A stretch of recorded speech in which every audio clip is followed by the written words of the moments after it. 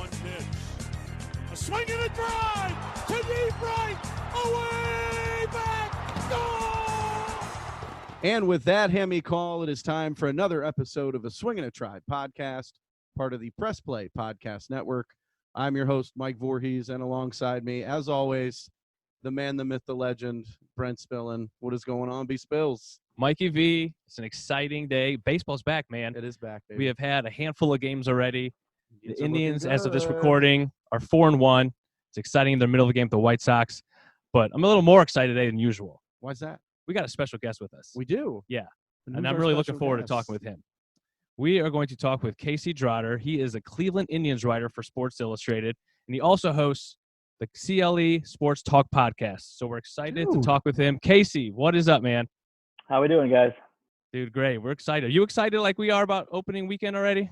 I honest to God didn't think it was coming. I think there was that bleak moment in June when they were still fighting, and then they said tell us where and when, and then they did, and then they said no, not there, and it just looked like we were just never going to see baseball. So I think it's 6 games in, I'm still kind of accepting the fact that it's here because it never actually seemed like it was going to show up. So That's I'd fair. give me a couple weeks to actually, accept the fact, it's baseball season finally. Absolutely. I know we were talking on a previous episode, just how frustrating it was. And we're like, listen, this pandemic and everyone's fighting, like just play baseball. But now that they're here, they're playing, I'm trying to forget about that. And like, let's just keep rolling and get through the season, hopefully. I think we said Yeah. we wanted sports total, something to watch or something to do, follow. Like that was the thing. We wanted something sports related. I know you and I, Brent, talked countlessly about if they'd play, if they wouldn't play, and I'm glad we're here. And man. now we're here, man. And now we're here with Casey. So it's exciting. Casey, can you give us a little bit history about yourself, why you wanted to become a writer and kind of how you got going with it and ended up with Sports Illustrated? Yeah, so I graduated University of Dayton in 2008. Didn't really do much as far as journalism went. I think I took like one sports writing class, but was mostly in broadcasting. And as far as writing goes, I was particularly salty after a November 2008 Browns game. It happened to be Brady Quinn's debut. Oh, They got ripped apart by Jay Cutler and a running back at the time that I had not heard of, Peyton Hillis. oh, And I was just thinking, like, I need an outlet. I need something to just get these vents out. So I found, at the time it was very new, Bleacher Report. It hadn't been bought out by Turner just yet. It was just kind of sign up and start writing. And I did a quick recap, and that's where it started. Wrote for Bleacher Report, wrote for a publication called Rant Sports, and then was independent for about 3 years until our current editor at SI, Matt Lodi, just reached out via Twitter and said, hey, liked your Kluber article. Would love to talk to you about joining my team. He has another blog called neosportsinsiders.com. So joined with them there, wrote about Browns, Indians, and Cavs. And then last December, he was brought on as the editor of the Cleveland Baseball Insider page at Sports Illustrated and brought me along with him. So been there ever since. That was December of 2019, and it wasn't until July 24th that we covered our first regular season inning of Indians baseball. Wow. Just wow. Yeah. One of those things you say out loud. It's like that's not right. yeah. Did you have to dust off the keyboard?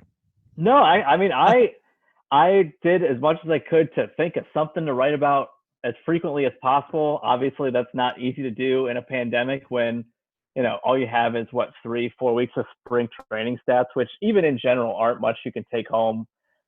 So it's just kind of looking back at last year's and looking through stats and finding a storyline to write with. And, easier said than done, but definitely trying to keep momentum going. Honestly, I was telling my wife the other day, like it's a bit of an adjustment for me to write about live baseball again, because I spent so much time writing about dead stats and, things to look out for this year, provided it happens. So it's been a bit of a culture shock, but in the best way. Yeah, that's awesome, man. That's cool. So what is I know it's been just a short time of live baseball, but what's kind of been your favorite thing about covering the Indians lately? It's got to be the rotation. I mean, this is the make or break unit of the team. It was one of those things where the Twins are going to hit. Their pitching is a little better, but it's not going to be their make or break. But the Indians, if they were going to make a run at the top of the Central, it had to be the rotation. And I mean, exceeds expectations is putting it lightly. I put it out earlier today that their strikeout per walk rate heading into today's game was 14.33. Wow. The next That's best insane. is the Reds with 5.71. Woo. So Wow. just let that sink in. And again, that's after, I saw a few people writing over the offseason, oh, the Indians lost Bauer and they lost Kluber. That's going to be a hit. It's early. Certainly not playing this is the official best rotation in baseball. But right now, it kind of looks like the best rotation in baseball. And again, Zach Plesac threw 6, no runs. So if that's your 5th starter, it's a pretty good spot to be in. I think right now, again, coming into today's game, they had the lowest walk rate in the majors, which is 2.5%. Oh man. So Sound like video game numbers. I know. 14.33. It sounds like something I would do on like the show 20 or something, Yeah, in That's- easy mode. Yeah, exactly. I remember I was joking. I was like, I watched the first game of the year, and I think Bieber hit a batter, walked a batter, gave up a hit, and I was like, oh man, maybe his control's a little off. And then he struck out 14 guys. So no, it's fine. It's just fine. Just want to throw a couple things. You're probably already aware of this, but some of these numbers from actually that opening day game by Bieber. Obviously, 14 strikeouts, tied for second in MLB history. Tied with Don Drysdale and Randy Johnson, who did it twice. And the most was by Camilo Pascual in 1960, and he had 15. I wasn't alive then, so I don't. If that may not be a correct pronunciation, but we'll go with it. I also saw a stat that he had the most strikeouts without a run in opening day history. The 18 strikeouts as the team is the most in a 9-inning game in opening day history. He was their 5th starter last year? Oh yeah. Bieber was number 5 last year. Again, it almost feels like cheating. At one point you start to wonder how are they doing this? I mean, again, Savali is another guy I really want to keep an eye on this year. Looked great yesterday. Yeah, the spin rates on his pitches are just absurd. Speaking of video game numbers, and again, I was there last year for his first start, and you're like, he was ranked I think 19th on their prospect list heading into the year. Strikes out the side, first ever big league inning. These guys just churn out starters. I'm still anti-considering trading Mike Clevenger at all. I understand his trade value, but I kind of get them riding a heater and being like, we can turn anybody into a starter. Why not? I don't think I knew who Aaron Savali was. Even when they called him up, I go, who is this guy? Never heard of him. Had to do some research. I'm like, okay, so he's a prospect. He wasn't one of the highly rated ones, but yeah, like you said, Casey, he went out and wowed everybody. His first, I think, 2 starts, everybody was like, here we go again. Cleveland's done it again. Another wonderful starter in their minor league system. Something I heard, I don't know if it was on the radio or where it was, but somebody I think in the clubhouse was saying Savali reminded them of Bieber like a year and a half ago. And just probably reminded them of Kluber a year before that. Yeah, that's exactly right. They're all the most soft-spoken aces you'll ever. I remember I was trying to get post-game audio from Savali, and he spoke at half a decibel. Just a very quiet guy who goes about his business and can I talk like this? And I can have my game going. And all it took was somebody dropping a bat in the back. I'm like, well, I got to edit that because I can't hear anything. But that's just kind of, I guess, the mold of Cleveland pitching right now is just shows up, doesn't, speak softly and throw a great curveball. Well, going back, you were talking about Shane Bieber being the 5th starter last year. Who was the All-Star Game MVP? Oh, that's right. I called it Shane Bieber. Yeah, Mike actually did before the game, and I laughed at him. Yeah. I was like, come on, Bieber's not going to be the MVP. And I called it just because of how well he was pitching leading up to the All-Star Game and then even after. He was becoming a star in front of all of us, and we got to witness it, which was fantastic. Yeah, wasn't he an injury replacement for the All-Star team? He may have been. He was like a late addition, recall. I thought. Yeah. But anyways, even along with Bieber, I mean, think about Clevenger, Carrasco, Savali, and then Plutko last night. Yeah. What is going on here? That was surprising. Plutko's Plutko's a good guy to have as a fallback option. I was kind of antsy when people were saying, oh, maybe just put Plesac in the bullpen and let Plutko be your 5th guy. I don't know. I like Plezak's upside a little better, but Plutko's last year too. I mean, they lost Clevenger, Carrasco, and Kluber in the first month and a half, Yeah. and Plutko did just what he needed to do. Just held his own, didn't hinder the team, and that the Indians won 93 games despite missing a good chunk of the rotation for what 50-60% of it. Yeah, I heard like obviously towards the end of spring training and then the summer training when they were talking about, oh, it'll be Plutko versus Plesac for that 5th spot. I'm like, no, Tito's a smart manager. He's gonna keep both of them. Plutko's gonna go to the bullpen and be that long reliever and then fill in starter when need be. And he shows it time in and time out. He throws a great ball. He's very deceptive, and I mean his stats prove it. Yeah. It's nice to have many pitchers. Yeah, I mean, the starters, obviously, it's the beginning of the season. We're all aware of that. Through the first 5 games, 31 innings, 25 hits, 3 walks, 43 Ks, and a 2.32 ERA. I'll take that. It's ridiculous. Yeah, not too bad. That's Not video too game bad. numbers, like we said. And something I read in one of your articles, Casey, is that I didn't realize that after the first few games, even the bullpen wasn't Indians' bullpen the only one not to give up a run? Yeah, they're the only ones that made it through the weekend without giving up an earned run. As of yesterday, they had the 3rd lowest WHIP in the majors. Wow. I think best ERA minus at 26. I mean, I'm like, as far as it's early, that's my biggest it's early label is the bullpen. I'm not saying they can't do it. I doubted them last year. I was kind of like, I don't really think this is nobody could top 94 miles per hour. So I was kind of hesitant to think that their unit last year would be as good as it ended up being. So certainly willing to give them the benefit of the doubt this year. But I mean, everybody seemed to have something about them that made you think like Brad Hand's tired arm. Nick Whitgren's hard contact percentage was like 50% last year. I love Karinchak's curveball, but his walk rate in the minors was pretty concerning. Adam Simber and Ali Perez, I heard as soon as I heard about the 3 batter minimum rule, I was like, oh no. I know.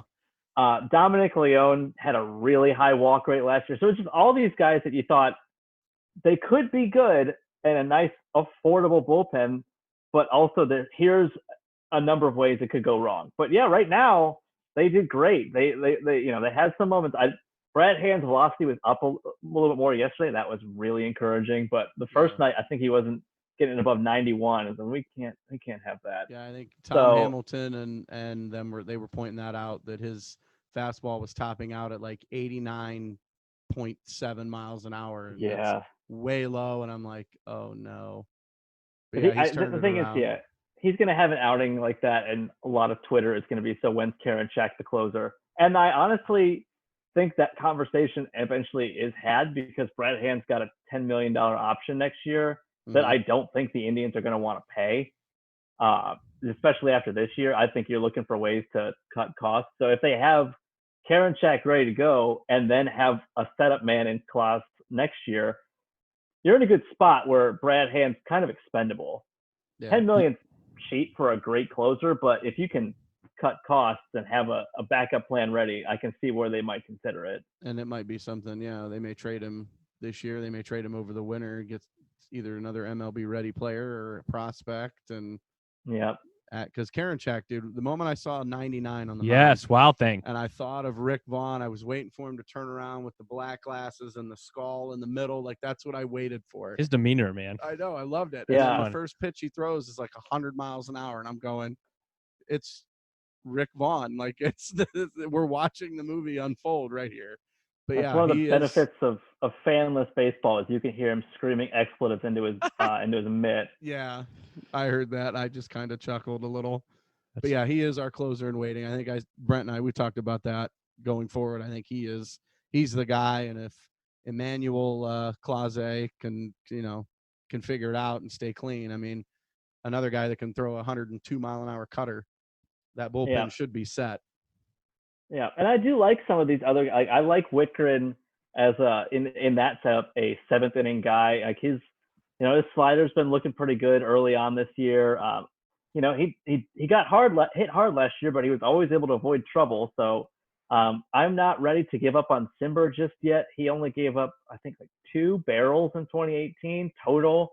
So I think he just had to adjust his. I think he said he was adjusting his windup in spring training. So, and then I like Perez. Seems like the ageless wonder. Yeah. And his troubles are against righties, and he struck out both of them on Sunday. So if he can keep that up, then maybe the 3-batter minimum rule isn't going to be an issue. Again, early, but like it's encouraging to see how the bullpen's performing right now. I'm Yeah. excited too with that Cam Hill. Oh, just gonna say that. Yep. Cam Hill, like Yeah. another no-name guy, like makes the team. And from what I saw when he threw the inning the other day, like he looked pretty good. If he has newbie jitters, he's not showing them. Right. Because it was a tight game last night, and he just casually logged his first big league save. Right, which was fantastic. So we'll chalk that up. Cam Hill. The offense, Casey. What about Jose starting off strong this year? Much needed. Just that was a sight for sore eyes. I think early, when you're talking about things you need to look for as far as something to write about when there's no baseball, just kind of took a deeper dive into just how much of an impact his slump had on that team. I think it started August of 2018 and ran through June of last year. I think they were 2 wins above 500 and offensively just lifeless. It's baseball. No one person makes up an entire offense, but Jose is one of those rare breeds where, like, yeah, he kind of does. Just the way he generates the offense in general is, it's in the numbers. And the fact that he came out swinging right away, great to see.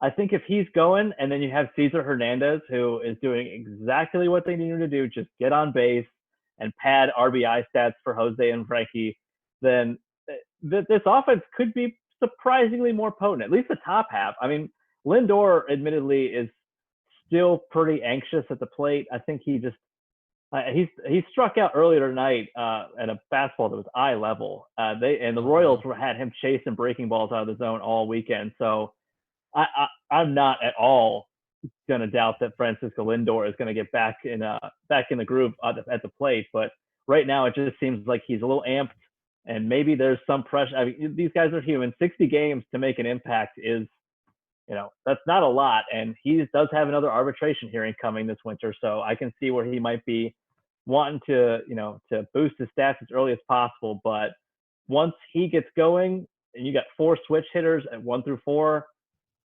The offense could be a little bit better than we thought. Yeah, I think Cleveland's patting themselves on the back for the Cesar Hernandez signing. Like when they signed him, I'm like, who's this guy? Okay, look at Philly. I'm like, all right, he wasn't bad. Those are good stats. Replace Kipnis. We're all going to miss Dirtbag. He was a huge integral part of our team that, for the last several years, but I don't miss Kipnis yet. Cesar's doing phenomenal. One thing that I'm wondering about, and this is a little bit more future thinking, is just what they do at second base next year. Because that 1-year contract for Hernandez, I mean, I'm not going to predict any offseason moves, but I don't know if I see the Indians picking him up for another year. I don't think he'd want to sign on for another year, but I think that's the only way they want to do it, because you have Nolan Jones, getting ready to come up at third, which would move Jose to second. But you don't have any minor league baseball at all this year. And Nolan Jones hasn't taken a swing in AAA yet. So I don't know how that's something to kind of keep an eye on. Maybe Hernandez can convince him to hang on to him, and he's doing a great job so far. He was at an on-base percentage of .412 heading into today. So again, exactly what you need, but should be. I'm curious to see how that plays out, because there's a hole at second the second the offseason starts. Yeah, but you also got to remember too, we've got 2 guys we're kind of hoping flourish as well, and that's Yu Chang and Christian Arroyo. We don't know what those 2 can do in a full season. Arroyo's got to stay healthy, but from what I've seen, I think both of those guys could be everyday players if something were to happen, or free agency or whatnot. I think they both could slide in. Yu Chang plays all over the place now. What, third, second, short? I've heard they have had him taking ground balls at first. So they're trying to find a way to get him in. And if he hits like he did in summer training, like summer/spring training, who knows what this guy can do. Yeah, I like Chang. His game hasn't translated to big leagues just yet. I know he was kind of, a September call-up last year, and he's not really making too much of an impact just yet, but again, early. I can't remember where I read it, but I do believe someone said that Chang's name always comes up in trade conversations with other teams. So it does seem that other teams are interested in him too. Obviously, if they don't think Jones is ready, but they don't want to re-up with Hernandez, Chang is an option. I think it's gonna depend on how confident they are with how he's looked in the bigs so far. I don't think anyone is on the chopping block after a 60-game season, but I do think that if they're not confident in Jones just yet, that they can maybe slot Chang in as a cheap replacement option next year. Yeah, that's interesting. Curious to see how that plays out. So Casey, how do you think the Indians are going to fare this season? If the rotation keeps pitching this way, they could be neck and neck with Minnesota down the stretch. I still like the Twins to win the Central. I just that offense is just too potent. And Nelson Cruz is going to be hitting home runs at age 75. It seems like. I know. I think they would have made the playoffs even without the expansion. I think now that it's 16 teams, I don't see how Cleveland doesn't get in unless they just get hit with a rash of injuries. As far as postseason, anything can happen. And again, pitching beats offense in the postseason more often than not. So if these guys are be able to sustain this all the way into October, provided we get there and the Marlins stop trying to ruin everything for everybody, I think they can make some noise. So I see it all the time. Like people say, like, oh, is this go figure? This could be the year the Indians win the World Series when no one can attend. But I'm not. I've seen one Cleveland championship my entire life. I can't get particular about how they come. Yeah. Well, I said it at the beginning of the season during our season premiere show that the Indians would win the World Series. I will stick to that. I think if any year is possible, it's this year. 60 games, I think they can do it, and I think they can surprise a whole lot of people. And like Casey said, with the pitching staff, if they continue those dominant numbers, it's over. Yeah. The offense can score 1 or 2 runs a game. We'll be fine. Yeah. Speaking of the expanded playoffs, what do you think about that? Do you like that, Casey, or? No? I like it because it took the owners and the players, 16 hours to agree on something after spending 3 months figuring out how to determine prorated pay. So I saw it as, hey, maybe next year's CBA talks won't be nasty. They will, and I'm fooling myself. But I like it as far as let's give us more baseball in a summer where we're not going to get that much. I'm not sure I'm sold on it lasting longer than this year. I had to see it play out because that just seems like it invites so many teams in, and I think it might be good and bad. I can see it being the Indians saying, you know what, we don't really need to pay Francisco Lindor. If we still got an increased shot at making the playoffs, we're just fine. So if it does carry on, I can see it having a big impact on really all teams spending in the offseason, because now you don't have to be throwing these $350, $400 million contracts at people, because you have a better chance of making the playoffs than ever before. So why splurge when you can just build up your system like the Indians have been doing and just bank on the increased odds? I hadn't really thought about that until Casey just said it. I'm like, well, you know what? That makes that makes so much sense. I love it. I hate to present any situation that involves Lindor leaving, but that was my first thought. I was like, well, there's really, you can get away with it now more than ever. So but that's again, if they carry it on beyond this year. I don't want to think about Frankie leaving. Hopefully we'll talk about that here in a little bit with you. But I did want to ask you, so obviously with the new extra innings rule that happened, that went with this season, do you like this extra inning rule? Kind of seemed to burn the Indians on Saturday, but what's your overall thought or feeling about it? Yeah, I'm stuck on the fence with this one. I get why they're doing it, because there's 60 games and you don't want to tax your bullpen by playing 18 innings one night. They just want to get through these games and get to the playoffs, and this is a way to do that. I also get why it's annoying. I mean, you're a pitcher and you're trying to preserve the game, and you step on the mound and there's a runner in scoring position. You haven't even thrown a pitch yet. So I understand Clevenger's specifically anger about it. In fairness, the Indians had a chance to exploit it too with their best hitters and went fishing. So, it's annoying. It's definitely, from a pitcher's perspective, not fun to deal with at all. But I also have trouble arguing against it, at least in this season. I'm good with shelving it after this year because it's a little bit too gimmicky for my liking. But for this year, when you have 60 games and you can't really be doing anything that really hampers your chances to win, I guess I can make peace with it, is what I'll say. I know that I was very upset with that whole Indians Royals game when the Royals went ahead, and I'm like, all right, this is dumb. But then I thought, the Indians have a chance.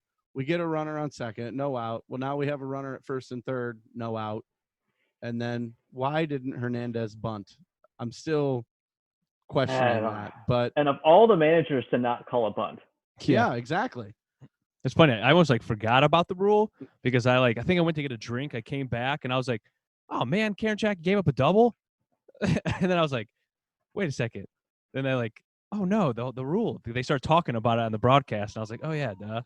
And but the fact that I'm still on the fence as well. And the fact that he had to take a loss and he didn't even give up a run. It's not an earned run. Yeah, that's an annoying quirk about it. I mean, no earned runs, but a loss.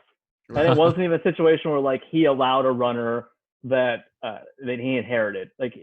Just that's got to be annoying. I don't think that's something that in the grand scheme of things we all move on. But watching it play out, it was a little weird. It's okay, so they're already in trouble, and the pitch clock hasn't even expired yet. So I don't know. Maybe it's something we get used to. I'm not really looking forward to the idea of exploring it beyond this season. Yeah, same here. I mean, I'm kind of on the fence as well, but I'm I need to see more games, going to extra innings to see how I feel about it. But I say get rid of it. I guess I don't like the rule at all. It's not the minor leagues. I get why they're doing it, but still, it's not the minor leagues. It's major leagues. Sometimes there's games that'll go 15, 16, 18, 20 innings. It happens. Yeah, few and far between. But the shortened season, yeah, I know. Speaking of a shortened season due to the COVID-19 outbreak, Casey, what's up with the Marlins? Can you what are you thinking about all this going on right now? I know. I mean, going to Florida. This was something that you knew was gonna happen. Yeah. The MLB was kidding itself if it thought there wasn't going to be some sort of outbreak. I will admit I was a little bit nervous right off the gate when I heard that Sunday it was 3 or 4 players, because when you're traveling you can only take a 3-man taxi squad. Your satellite field is way back in Florida. So you're in a bit of a pickle. 30-man rosters helps the cause, but only to some point. But now it's I think 19 was the new count. And there's the rumor, I think Bob Nightingale had that they went out in Atlanta, and that was the reason why they all caught it. Oh, yep. So your perspective shifts from, well, it's kind of on the MLB for thinking that it could just travel as business as usual, to, okay, what the hell are you doing? That if that's what happened, their actions put 3 other teams on pause and put the whole league on thin ice. And I mean, you're a player. That's your livelihood. That's your money. And I know the MLB agreed to pay the teams that aren't playing 4 games played, so good on them. But it just goes to show you can't be messing around. Professional athletes, I get it. You think nothing can touch you, but this is not the same thing as getting the cold. So it's annoying to kind of be almost babysat in a year like this. But if you want to play, this is what you have to do. So yeah, I know when I saw the breaking news and Marlins game postponed, or originally canceled, and they changed it and said postponed, I immediately text Brent and I went, uh-oh. Yeah. Season's now in jeopardy, because if it happens to one team, it can happen to multiple teams. Casey, do you think Major League Baseball could handle it if it's the Marlins and say another team, or maybe 2 teams where this happens and you don't have enough players to play? Can they continue to make these scheduling adjustments, or do you think at some point they'll look at saying, you know what, we might as well cut our losses and we'll see you in 2021?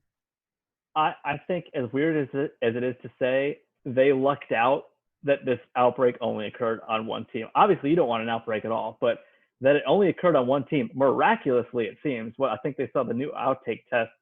No one else had it. So I don't know how, but here we are. 2 teams, because it gets really complicated. Best case scenario, these are 2 teams that happen to have a 3-game set coming up.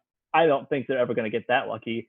So if you're talking about, like, look at what happened with one team. You had the Yankees, Phillies, and Orioles all lose games for a couple of days. And if two teams, just multiply it. Yeah. So I don't know. I think, again, one team that they're in a safe spot where they don't have to say, like, okay, we got to shut it down. Two gets complicated in a hurry, and God forbid it happens with three. I think three, and you have to call it a loss, because you're just stopping everything. And I know they said, I think Buster Olney said the MLB might consider, if they can't get games in, they might let teams in based on winning percentage and not by total record, which is fine. But eventually you start rocking the boat to the point where it's a competitive disadvantage for, the Marlins can't field a team right now. And provided, like, their testing starts clearing up a little bit, maybe they can, get out of this relatively unscathed. But if this gets bad, you have numerous clubs that can't put a team on the field.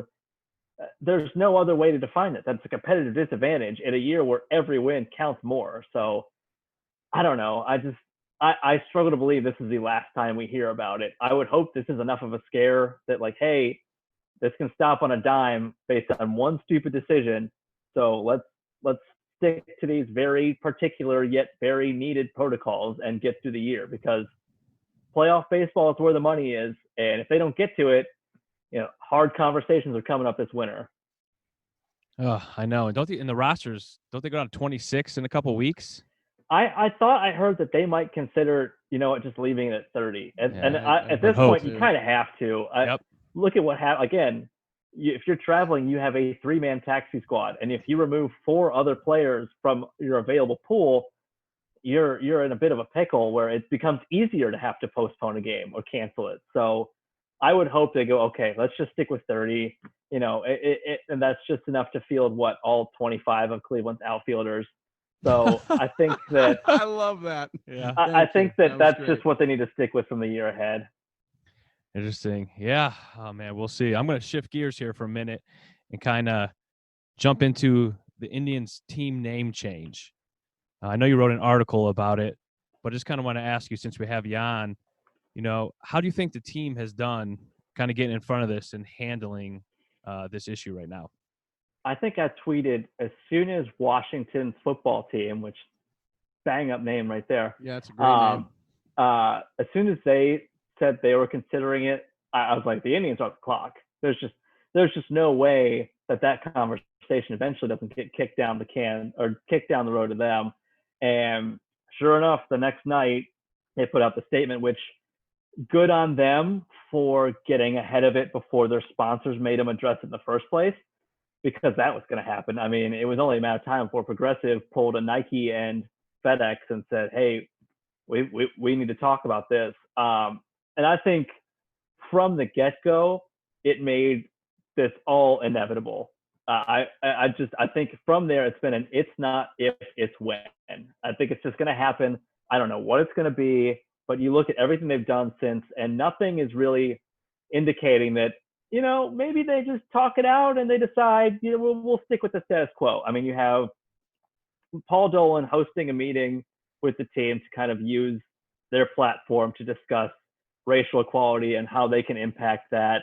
You have the statement saying that they're going to be talking with Native American leaders. By the way, I don't know if you guys read it. Alex Hooper on our team really shed a lot of light on why that was necessary. Yeah, we did. We actually talked. Yeah. Sorry to cut you off, but we did. We talked about that on one of our episodes. That's a really good article. It was a very good article. It gives an idea of just, how long this conversation's been going and how long those who need to be involved in it haven't been. So you have that. And then Friday night, when they came out purposely with the jerseys that just said Cleveland, no Indians, I was like, that's it. I mean, that's the nail in the coffin. I mean, these are things you can't do and then 6 months down the road say we're going to keep it, and like that people are going to wait a minute, what was all that? Was it just because you then turn that into that was just for show, and that is the last thing the team needs right now.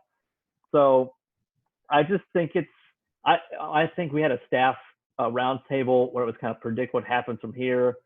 I think they're going to take the Chief Wahoo approach of this winter. They'll say, coming up this season, it is our last year as the Indians. We will be making a change next year because you think of all the stuff they have to do. There's a gigantic Indians marquee in left field that I'm assuming isn't Velcroed on. That's going to take some work. You can't do all of this in the off season. Maybe they can. They've been like faced with enough pressure that they're already getting the wheels in motion. But I would assume that they just kind of tell everyone just to say, like, we're going to do it. It doesn't happen overnight, but it is going to happen. And then come 2022, they're the Spiders or Guardians or whatever they end up landing on, or Cleveland baseball team. God, I hope it's not that. Yeah. So what do you want it to be, or what are anything in the? I've come around on the Spiders. I know that everyone's like, oh, they were so terrible. They're like one of the worst teams in the majors. Y'all root for the Browns. Like, stop talking to me about how. Whoa. Hey, I do too. I do too. Very, but very I'm true. just saying, like, you don't tell me like, oh, we can't have mediocrity and a bad reputation be assigned to this team. Like, the Browns went 3 years winning one game, so I think we're okay as far as don't remind us. Yeah, so, and trust me, that was unpleasant for me as well. But I just the argument of, well, we can't have a bad team associated here. Like, walk up to the lake and you'll find one. I've come around to Spiders. It's not. Some people are like, it's just a gross animal. Can't argue that. But I saw all the mock logos. I was like, this could work. This could be kind of cool. I mean, and it's not gonna get anybody mad unless there's arachnophobes in the season ticket holders pool. But I don't mind Guardians. My theory is there's not a home run here. They're not going to come up with a name that's going to satisfy the people that are upset about this, about changing the name. And there are a lot. I tend to get heat every time I talk about it. But the fact is that they are not going to hit a home run collectively with whatever nickname they pick. So it's all about just picking one that they can get enough people around, and everybody that says that they're done watching the team if they change the name. Well, the ratings from over the weekend of the first series beg to differ. So I'll just leave it at that. I don't know if I'm going to call everyone's bluff when it says like, I'm out. Absolutely. Just like, the MLB, the owners and the players are arguing, I'm done with baseball. Yeah, right. Mm-hmm. I mean, I fielded those too. And again, the ratings are through the roof. And it was frustrating. I'm not going to lie. It was really frustrating to see all that play out, considering the backdrop it was playing out in front of. So I certainly got the fan anger. And I'm sure there were some people that turned away, because there were people that turned away during the mid-90s strike. So I think they've got the benefit of no fans right now, because I think they would have seen a pretty significant drop in ticket revenue, but it's just easier to watch a game at home. So I think that kind of makes it a little bit easier to call bluff on that. Yeah. So before we wrap this up, Casey, we want to get your thoughts on Frankie. What should the Indians do? Here we go with him. I'm listening intently. God, and I've backed up I've gone back and forth on this since they started discussing the season ahead, because there was so much to it. Like, so I said, like, when that Heath Law report came out and they said he's not even talking about extensions to anybody, I was like, well, they might regret not moving him this past winter, because that was when they were going to get the best offers. I know they were really angling for Gavin Lux out of LA, and I understood why. But if they weren't impressed with the offers they got this winter, and they know going in that it's only going to get lower from there, and like other teams know he is not going to talk to you about an extension, it is this or nothing. I thought, well, okay, now they're in big trouble if they still want to trade him and get value. And it was 82 games. I thought, okay, well, they're going to have to, if they want to trade him for max value, they've got to do it right away, which, by the way, let's take a moment and think about how that would play out in the clubhouse. Like, yeah, hey, baseball's back. Frankie's not, though. He's gone. So let's go. And now it's 60 games. I just don't think you trade him this season, because 30 games is not enough time to evaluate your standing and determine, okay, are we a contender or not? And now that again, with the expanded playoffs, you're a shoe-in as long as your rotation holds up. Why not go for it all this year and keep Lindor? As far as next year goes, I gotta tell you, I kind of shifted to not to bring up this quote, because it just still bugs me. But I think they're kind of in the same where it might just make sense to just enjoy him and see what happens. Yeah. Because you basically know that the Indians aren't going to give him away for nothing, but they're also going to get less than they were offered last year, unless someone really wants to try and get the inside track on his free agency. But if he's not talking about extension and really wants to test free agency, if I'm a GM, that scares me away from overpaying. So the gap between the need to get something for him and the regret you feel watching him leave for nothing has shrunk a lot. And, I don't see the Indians after a season like this going for broke and blowing up in free agency and spending a lot. They cut money last year, and that was before they thought before they knew there was going to be no fans. So I just think you just see what happens. I don't know. I kind of convinced myself that, because I heard Peter Gammons a couple of months ago say that this is going to damage free agency and Mookie Betts will be lucky to get $250 million. And I was like, hey, maybe they convinced themselves they can be players here. Mookie and then he signed for wrong. $365 million and ruined everything. So Casey, what I said is, I think if they do trade Frankie, it'll be over the winter. It'll be after his arbitration, whatever number that is. I think that'll kind of play into where he goes. I think they'll end up trading him this winter. Yeah, I wouldn't shock me. I think if it's going to happen, it's going to happen this winter, because I think that their pitching is good enough that next year that they can probably be like contending by the trade deadline and be buyers and not sellers. And last year, I remember thinking, there's no way you can trade Trevor Bauer and get better. And they did. So that, they fooled me there, but there's no trade out there where you trade Francisco Lindor and leave as the better team. So if you're contending next year and you're thinking of trading Lindor, that's going to derail your contention plans. So I think it's this winter or bust.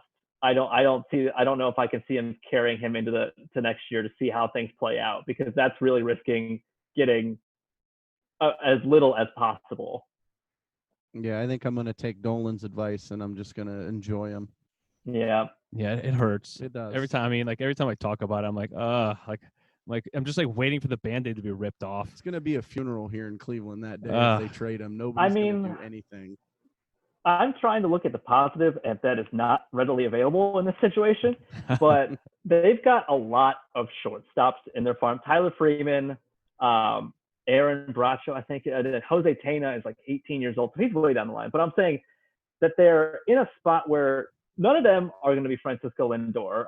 That's putting too much on their shoulders. But they've done a good setup of getting their farm system set up for younger guys. So, I have people that say like, oh, get rid of Lindor and start the tank. There's not going to be a tank.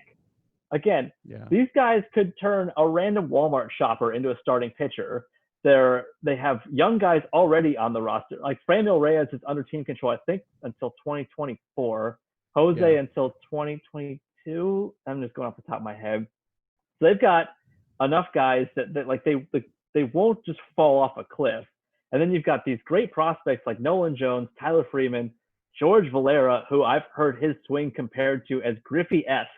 Oh, wow. Let's leave that there. I'll take that. Wow. They've got a good system where, maybe a season or two where they're a good but not great team, and then they're right back up there. So you could argue that's reason to keep Lindor, because the cast around him potentially could be great in the coming years. But it's also a situation where you're not doomed. Their farm isn't barren. It's not ideal, but this is what I've had to do in the past since December, when the reality of trading Francisco Lindor has become far and far more prevalent. So, or we could all get a miracle and the Indians re-sign him. They win the lottery and just give all that money to him. Or they win the World Series and he wants to stay and he'll take less money. You never know. We could only dream, man. We could only dream. We can talk about Frankie for an entire episode. Yeah, we really could. I know. It's so much. It's a shame that it has to come to this, because I don't like being the farm team for Boston and New York again. I don't need to see that. What was it, 2009, when they traded everybody? I just don't. And that's not going to happen. I'm not seeing this to be the beginning of a fire sale, but that left enough scars that anytime they have an elite player, that you all of a sudden think like, okay, well, when's he wearing pinstripes? It's not fun. Yeah. So absolutely not. If we could buck that trend, I'm here for it. But I don't know if I see that happening. If Frankie goes to the Yankees, I'm done with baseball. I just can't. Oh, take whatever. I that. couldn't do it. I couldn't watch. It That would would make me hurt. sick. You'll still watch. I know. I'd watch begrudgingly, Yeah, but exactly. I but just want I'd be one of the dying innings a to little hit him. inside because Uh, he would blow up. Oh my God, he would be like the face of the league. Yeah. He should be, but baseball is so bad at marketing their players. Yeah. Oh man, we're curious to see what happens there. But Casey, man, we really appreciate you coming on tonight. And hey, before we get going, tell everybody, maybe what you got going on or where to find you on social media, anything. Yeah. So I am, as with Cleveland Baseball Insider. Have a weekly podcast that's on Spotify and Apple Podcasts called the CLA Sports Talk Podcast. I touch on the Indians, but also the Cavs and Browns. Usually ends with event of the week, and since it's Cleveland sports, there's always material. And then as far as social media, I'm at @CDrottar19 on Twitter and at Casey Drottar Rant on Facebook. So you can follow all my stuff there. And yeah, had a pleasure talking with you guys. We're happy to join again.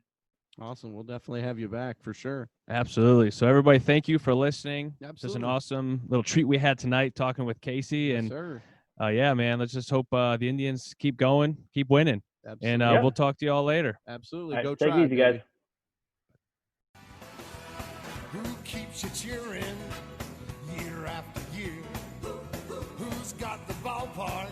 The best is all right here.